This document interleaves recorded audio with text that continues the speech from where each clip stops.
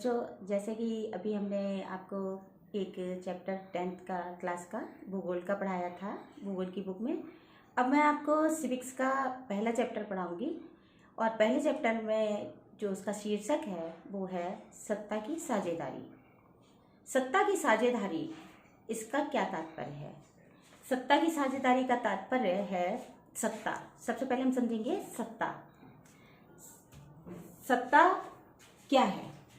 सत्ता मतलब power. Power का तात्पर्य है जो पूरे देश या किसी भी जगह पर अपनी पूरी उसका नियंत्रण करे। पावर से अपने पूरे देश का नियंत्रण करे। जैसे आपके घर है, परिवार है, उसमें माता पिता पूरे परिवार पर अपना पूरा नियंत्रण रखते हैं और चलाते हैं। इसी प्रकार से सत्ता। उसके पश्चात आता है सत्ता की साझेदारी, अर्थात उसमें साझेदारी करना, उसमें बंटवारा करना किस प्रकार से किया जाना चाहिए।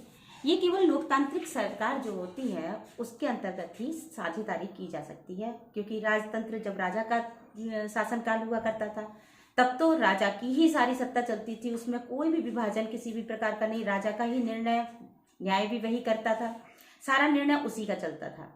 किंतु लोकतांत्रिक सरकार जो होती है उसमें केवल और केवल बंटवारा किया जाता है कार्यपालिका, व्यवस्थापिका और न्यायपालिका के द्वारा।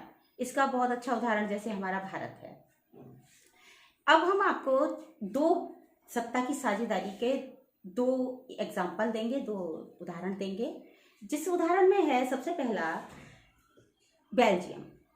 बेल्जियम जो है, इस बेल्जियम में, यूरोप का जो देश है ये बेल्जियम, इसमें बहुत छोटा, ये छोटा सा देश है।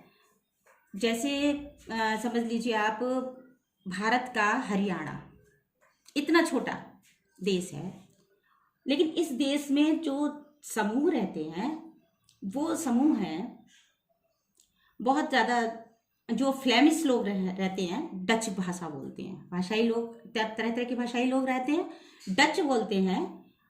उनका 59% है, मतलब बहुसंख्यक डच लोग हैं। इसके बाद 40% जो हैं वो वालोनिया बोलने वाले, ये देखिए वालोनिया बोलने वाले फ्रेंच लोग हैं, ये फ्रेंच भाषा बोलते हैं। और 1% जो है वो केवल ईसाई है।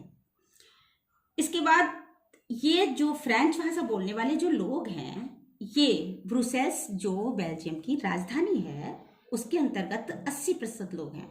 लेकिन ये फ्रेंच भाषाई लोग जो हैं वो बहुत समृद्धशाली हैं, और समृद्धशाली होने के कारण, ये जब समृद्धशाली बहुत ज़्यादा है तो इनकी प्रभुत्ता बेल्जियम में बहुत अधिक है।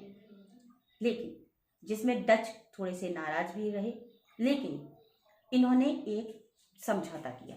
इसी के पश्चात दूसरा है श्री। इसकी बेल्जियम जो आप देख रहे हैं, इसमें देखिए आप मानचित्र के अंतर्गत देख रहे होंगे कि ये देखिए, ये है, ये फ्रेंच भाषाई लोग हैं, ये डच भाषाई लोग हैं, और इसमें ये जो आपको छोटा सा एक दिखाई दे रहा है, ये ब्रुसेल्स जो इसकी राजधानी है। और यहाँ पर आपको लाइनिंग्स दिखाई दे रही होंगी बहुत छोटी छोटी सी, ये यहाँ पर जर्मनी लोग हैं जो बहुत कम मात्रा में है, 1% में है। अब आपको इसी के बाद इसका जो इन्होंने एक जो अपना लोकतंत्र तैयार किया, उसके अंतर्गत इन्होंने 1970 से लेकर 1993 ईस्वी तक इन्होंने एक समझौता किया। इसी को कहते हैं सत्ता की साझेदारी। किस प्रकार से इन्होंने साझेदारी की? इन्होंने कहा कि हम बेल्जियम में जो डच भाषाई हैं, फ्रेंच भाषाई हैं या जर्मनी भाषाई हैं, हम लोग क्या करें?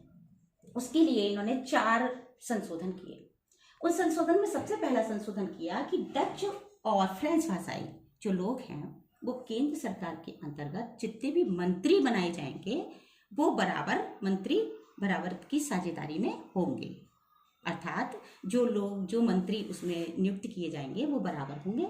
दूसरी बात इन्होंने कहा कि केंद्र सरकार की जो शक्ति है वो शक्तियां राज्य सरकारें को दे दी जाएंगी, राज्य सरकारों को भी वो शक्तियां दे दी जाएंगी जो केंद्र सरकार के अंतर्गत है।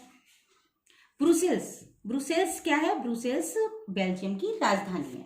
तो ब्रुसेल्स एक अलग सरकार बनाएगी। उस सरकार के अंतर्गत सभी को बराबर बराबर समान अधिकार प्राप्त होंगे। और इसके बाद एक तीसरा और उन्होंने समुदाय बनाया जो सामुदायिक सरकार होगी। सामुदायिक सरकार के अंतर्गत तीनों का बराबर बराबर विभाजन किया जाएगा। अर्थात उन्होंने कहा कि जो सामुदायिक सरकार है उसमें भाषा समुदाय से संबंधित लोग भी चुने जाएंगे। अर्थात ये जो चारों संशोधन थे जर्मनी के, वो बेल्जियम के अंतर्गत सभी को बराबर बराबर जो पद दिए गए थे, उससे यहाँ पर गृह युद्ध नहीं हुआ। गृह युद्ध इन्होंने नहीं किया, पूरे यूरोप का ये एक मॉडल देश बन गया। इसी के विपरीत एक और उदाहरण है श्रीलंका का। यहाँ पर भी भाषाई लोग, अलग अलग भाषाई लोग रहते थे, लेकिन वो श्रीलंका के जो भाषाई लोग रहते थे उसमें देखिए श्रीलंका का मानचित्र यहाँ पर दर्शाया जा रहा है। इसके अंतर्गत देखिए, आपने देखा होगा कि बहुत बड़ा एरिया जो है वो क्रीम कलर का दिखाया जा रहा है। इसमें ये सिंघलिया लोग रहते थे। सिंघलिया लोग जो थे वो रहते थे, और दूसरे रहते थे तमिल, जो श्रीलंकाई तमिल थे। इसके बाद तीसरे लोग जो थे वो ईसाई थे, और ये ईसाई लोग जो थे वो तमिली भी थे। इसमें मुसलमान जो भारतीय मूल के थे और हिंदू, ऐसे लोग भी थे। किंतु यहाँ पर बहुत मत किसका था? बहुसंख्यक कौन थे? सिंघलिया लोग। तो सिंघली लोगों ने इन लोगों से, जो तमिल थे, उन लोगों की सरकार का जब चुनाव हुआ तो इन्होंने इनकी उपेक्षा की। केवल और केवल सिंघली भाषा जो थी उसको राजभाषा घोषित कर दिया गया। सिंघली लोगों के लिए जितने भी बड़े पद थे वो दे दिए गए, और नौकरी में भी सिंघली लोगों के लिए ही वरीयता दी जाने लगी और तमिलों की उपेक्षा की जाने लगी। इस उपेक्षा से त्रासित होकर सिंघली जो थे उन्होंने अपने लिए शिक्षा, अपने लिए उच्च शिक्षा की व्यवस्था, उसमें चुनाव में अपना योगदान देने की व्यवस्था की मांग की, किंतु इनकी मांग को पूरा नहीं किया गया।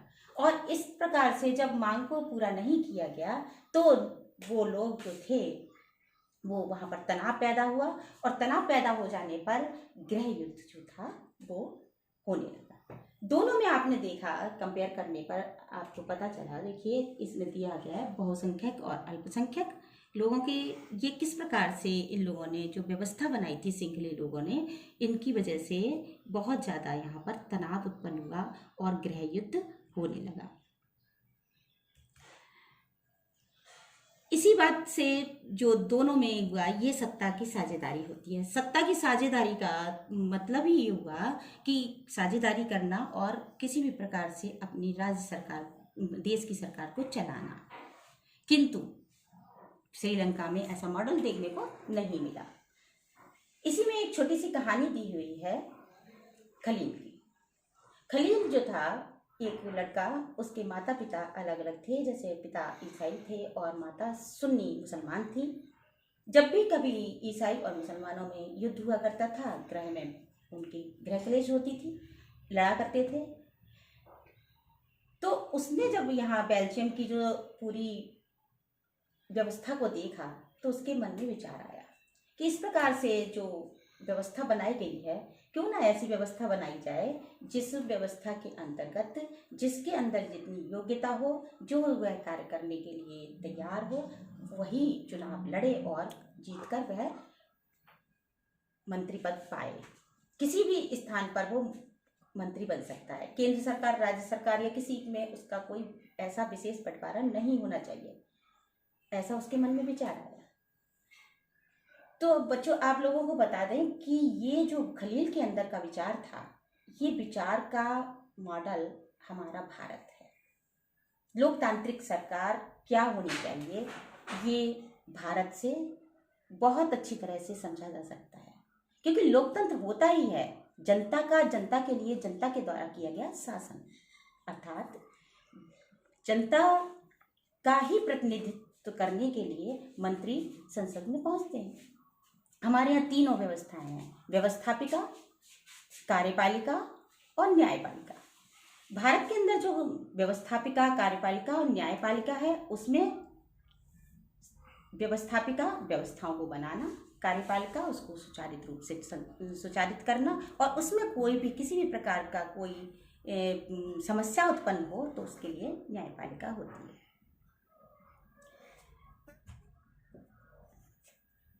सत्ता की साझेदारी बहुत ही आवश्यक होती है। इसके कई पॉइंट्स दिए हुए हैं, देखिए इसमें क्यों वांछनीय है। ये सामूहिक समूहों के बीच संघर्ष को कम करती है। दूसरा है, राजनीतिक आदेश की स्थिरता सुनिश्चित करता है। तीसरा पॉइंट है, बहुमत से सुनिश्चित करना राष्ट्र की एकता को कम करता है। इसके बाद यह लोकतंत्र की भावना को के लिए अच्छा होता है। लोगों को इस बात से परामर्श कराने या अधिकार होगा कि वे किस प्रकार शासित करें। इस प्रकार से सत्ता की साझेदारी वांछनीय है, विवेकपूर्ण है, नैतिक है।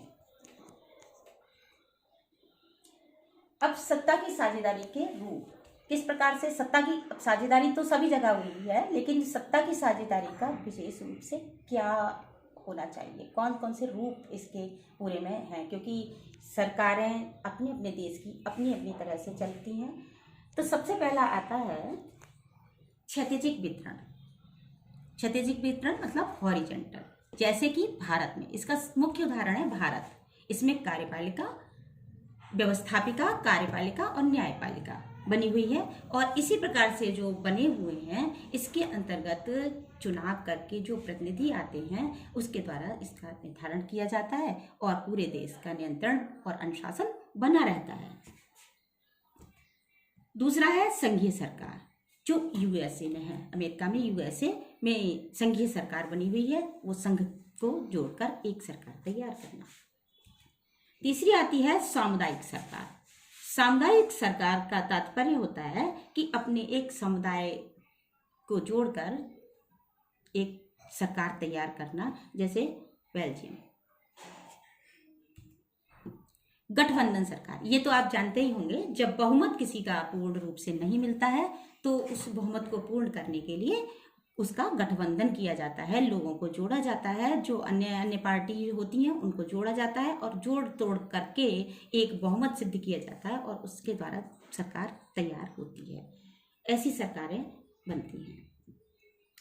इस प्रकार से हम कह सकते हैं कि जो इसमें बेल्जियम और उसका मॉडल देने के बाद ये बताया गया कि किस प्रकार से हम सत्ता की साझेदारी करेंगे, तो इसके लिए सबसे ज़्यादा उत्तम जो है वो भारत की सरकार है, क्योंकि भारत में लोकतांत्रिक शासन व्यवस्था की सुनिश्चित और अच्छी व्यवस्था की गई है।